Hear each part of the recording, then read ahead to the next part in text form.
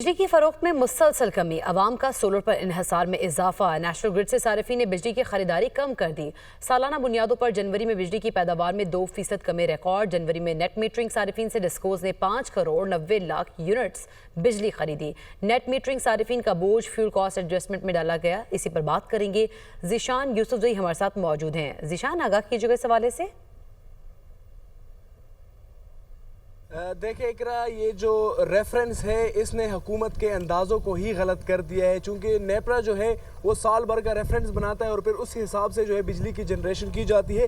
लेकिन जनवरी में 3.5% जो है वो रेफरेंस से कम बिजली पैदा की गई है। और इसके साथ साथ अगर सालाना बुनियादों पर जनवरी का जायज़ा लिया जाए तो जनवरी में की जनरेशन जो है उसमें 2% कमी आई है। और इसकी जो वजूहात है वो उसमें सबसे बड़ी वजह जो है वो सोलर सारिफीन है।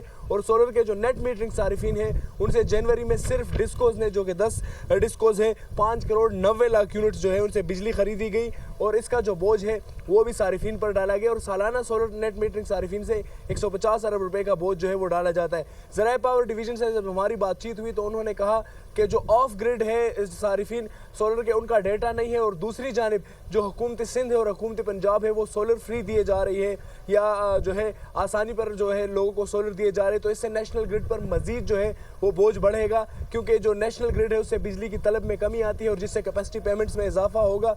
और जो ऑफ ग्रिड सारिफीन है उनका डेटा भी नहीं है तो ये बोझ में मजीद इजाफा होगा। और अगर इस बोझ की बात की जाए जो सोलर सारिफीन नेट मीटरिंग सारिफीन की वजह से आ रहा है तो ये आज से चंद माह पहले 127 अरब रुपया था, जो कि चंद ही माह में बढ़कर 150 अरब रुपए पर पहुंच गया। और मजमूई तौर पर जो बिजली की जनरेशन है उसमें भी कमी आ रही है। जी ठीक है, बहुत शुक्रिया ज़ीशान यूसुफजई, आप हमें आगाह कर रहे थे।